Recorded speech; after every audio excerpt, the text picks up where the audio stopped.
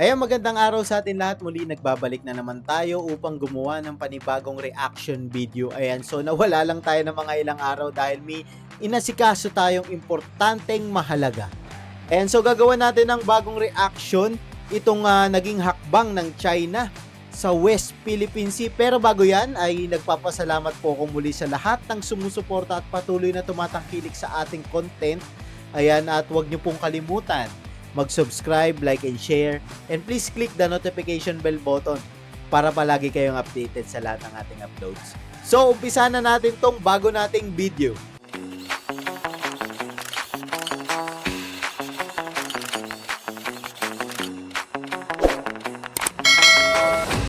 And let's now shift our focus to the South China Sea. China's recent maneuvers in these waters, particularly around the Half Moon Shoal, a potential military base, have raised serious concerns about Beijing's growing assertiveness and military ambitions. Na naman sila. Pinupwestuhan na naman yung mga isla natin sa West Philippine Sea. Ang pagkakalam ko, itong shoal na to na tinutukoy rito sa balita ng Wayon ay napakalapit nito sa sa Palawan. So napakadelikado kung sakaling makuha to ng China.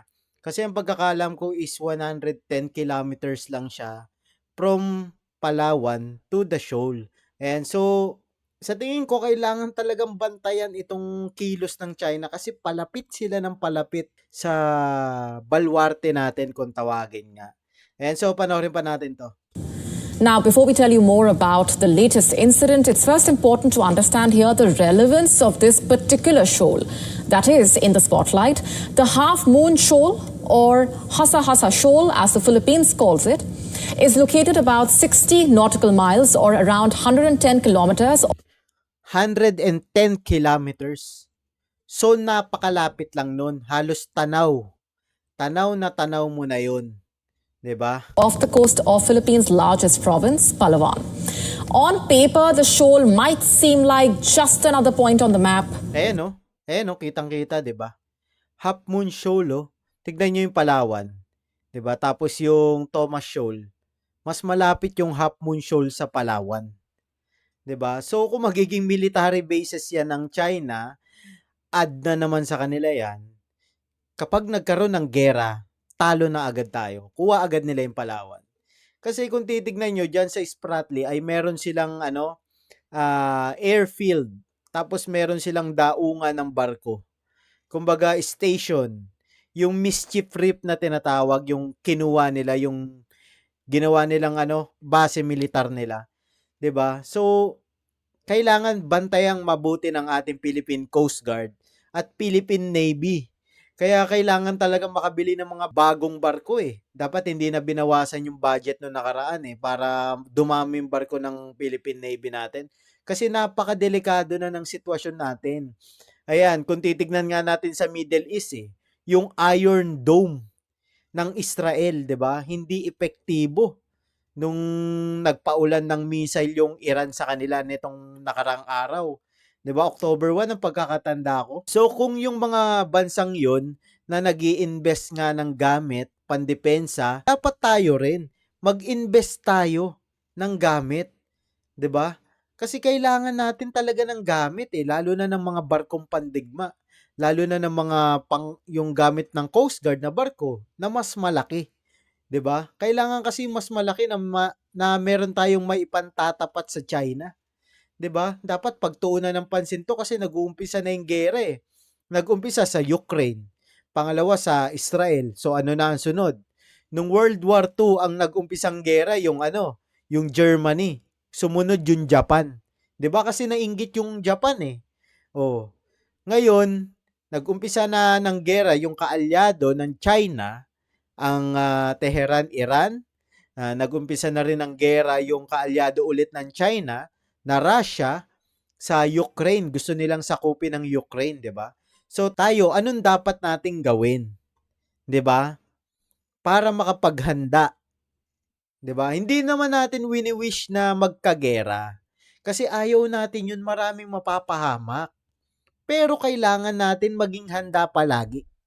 'Di ba? Kailangan natin armasan yung mga sundalo natin. Bigyan natin ng mga barkong bago. 'di ba? Yung bigyan rin natin ng mga missile, yung mga fighter jets natin, bumili pa tayo ng marami. Kasi kailangan natin ipagtanggol ang Pilipinas eh. Walang ibang magtatanggol sa Pilipinas kundi yung mga Pilipino lang. 'Di ba? Kung pababayaan natin mangyari 'to, wala. Katulad niya, napakalapit yang Half Moon Shoal, 'di ba?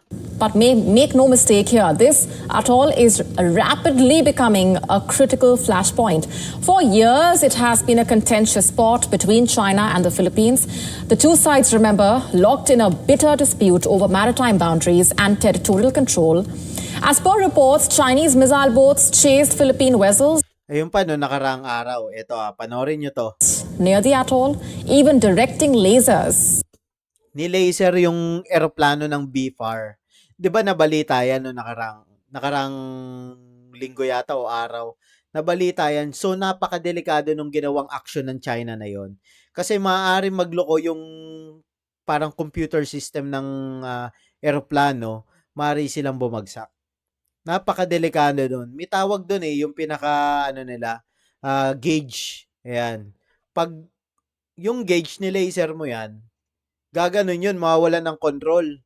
Kasi tinamaan ng laser Kaya bawal na bawal i-laser ang mga eroplano. Huhulihin ka. 'Di ba? So yung ginawa ng China, inilagay sa panganib yung mga ano natin, nagpapatrolya sa West Philippine Sea, yung BFAR. Ayan. At a Philippine patrolling aircraft. Reports say a light aircraft from the Philippine Bureau of Fisheries and Aquatic Resources was on a routine patrol when it spotted two of its department's vessels heading to deliver aid and supplies to local fishermen. However, as it turns out, the vessels were not alone. Two PLA missile boats were reportedly pursuing them. Hinahabol na naman tayo. Ano ba naman yan? Anong respondo yung ginawa natin? Wala. Kasi kulang tayo sa barko Although nandoon yung eroplano ng BFAR, pero kailangan may barko na poprotekta sa mga nagre-resupply sa mga fisherman natin, 'di ba? Kasi kawawa naman yun Anong gamit natin, 'di ba? Paano makakabili ng barko? Binawasan kasi yung budget. As per reports, one of the Chinese vessels allegedly aimed a high-intensity laser at the Philippine aircraft, a move that Philippine officials reportedly not only found provocative, but dangerous. Sobrang delikado yun kasi kagaya ng sabi ko, maaaring nga madisgrasya yung eroplano. Maaaring bumagsak, mawalan ng control yung piloto. 'Di ba? Delikado yun yung ginagawa talaga ng China. Although hindi naman sila nagpaputok ng baril, pero delikado pa rin yung malalagay sa panganib yung mga piloto natin, yung mga nag-iikot. 'Di ba? Stating that lasers directed at an aircraft, especially at the eyes of pilots, can cause temporary blindness. Yup, mabablind yung ano natin, yung aircraft natin. Kaya dapat may ginagawang hakbang ang ating gobyerno ulit ang pagkakaalam ko kinondena nila yan, pero sa tingin ko hindi na sapat yun talaga. Yung pagkondena sa China, hindi na sapat yung usap-usap lang Kailangan kahit papano, kapag kinondena mo, meron ka rin pang yung mga barko na pupunta. 'Di ba? Hindi naman tayo makipaggera kasi ayaw nga natin 'yon. Pero ipakita natin na hindi tayo papatalo. Hindi tayo papahuli. Although hindi natin kayang tapatan lahat ng barko nila.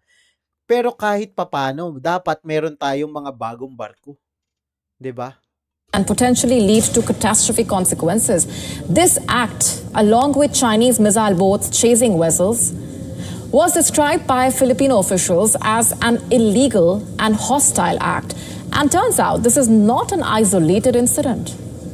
As per reports, in August, a similar standoff occurred when Chinese naval personnel blocked a Philippines fisheries vessel trying to carry out a humanitarian mission in the same area. And as per analysts, China's tactics are getting more aggressive by the day. Sobrang aggressive yung ginawa talaga ng China dyan sa part na yan. Kasi nung mga nakaraan nga nakikita yung talagang pag binangga ng barko nila yung barko ng Pilipinas, wasak. 'Di ba? Kapag binomba nila ng water cannon yung radar system ng barko ng Pilipinas, wasak.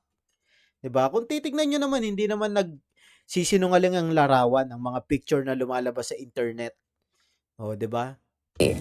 And it's becoming increasingly clear that they are willing to push the boundaries to assert their control over these disputed waters. Totoo 'yun. Totoo 'yun. Talagang i-a-assert nila yung control nila sa ano, sa West Philippine Sea natin, 'di ba? Kasi gustong-gusto nilang makuha 'yan eh. Gustong-gusto nilang makuha 'yan dahil maraming yamang mineral ang West Philippine Sea, 'di ba? Saka nandiyan diyan ang ano, ang daanan ng mga merkado, yang South China Sea o West Philippine Sea natin. 'Di ba? Pag na-control nila 'yan, kontrolado nila ang merkadong papasok sa Pilipinas, Japan, o sa China, sa Hong Kong, sa South Korea, papunta ng US. Kontrolado nila ang merkado, 'di ba? Kaya ina-assert nila yung rights nila diyan. Eh wala naman silang rights diyan. Kumbaga squatter lang sila diyan eh, 'di ba? Adding that Beijing's strategy is part of a broader pattern. You see, for years now, China has employed what some call gray zone tactics. Basically, actions that fall short of outright war but are clearly meant to intimidate and No, tignan nyo mabuti. 'Di ba? Kawawang-kawawa yung barko natin. Ang liit kasi. 'Di ba? Ang liit ng barko natin, no. Tignan nyo mabuti. Binobomba ng water cannon, walang magawa. 'Di ba? Imbis na dapat yung budget ng AFP natin, Armed Force, dapat pinasa nila yung 251 million, billion, something ganon. Dapat pinasa na nila, hindi lang 25 or 75 billion yung ano nila, pinasa nila. Kasi kulang eh. 'Di ba? Kulang na kulang yun. Kagaya ng sabi ni Senator Subiri, 'di ba? Hindi sasapat yun yung binigay nilang budget. 'Di ba? Pang fighter jets lang yun. Wala, hindi makakabiling barko. Ang mamahal ng budget ng gamit sa market eh. 'Di ba? Kawawa yung barko natin, kitang-kita oh. China assert dominance. Water cannons, laser beams, missile boats, all are part of this playbook designed to basically press territorial claims without provoking full-scale conflict. Yup. Mautak talaga ang China eh. Totoo 'yun. Mautak sila talaga. Talagang ginagamitan nila ng strategy. Talagang pinag-iisipan nilang mabuti yung mga hakbang nila para hindi sila yung kumbaga malagay sa alanganin. Kasi once na malagay sila sa alanganin, halimbawa nagpaputok sila, may namatay. Matik 'yun, full scale war 'yun. Bali iko-condemn siya ng United Nation kasi ano sila doon, nakapirma sila doon pagkakalam ko eh. Lahat ng bansa magiging kalaban nila. Pero ang ginagawa ng China dahil nga matalino sila, hindi sila nagpapaputok ng baril. Ang ikakatwiran nila, tubig lang yan, walang mamamatay dyan. 'Di ba? Magaling sila sa strategy. Tayo, kamusta naman yun sa atin? Yung strategy ng Pilipinas, kamusta naman? Magbawas ng budget sa Armed Force of the Philippines.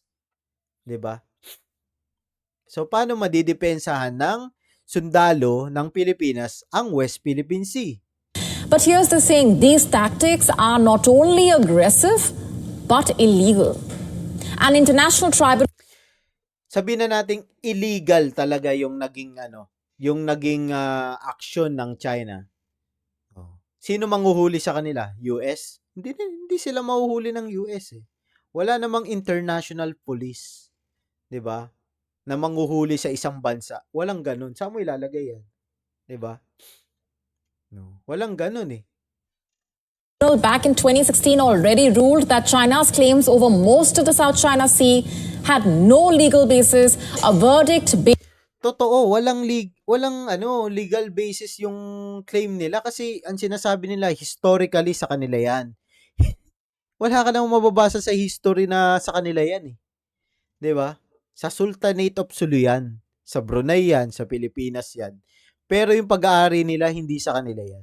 Beijing conveniently seems to be ignoring time and again. So what really is China's end game here?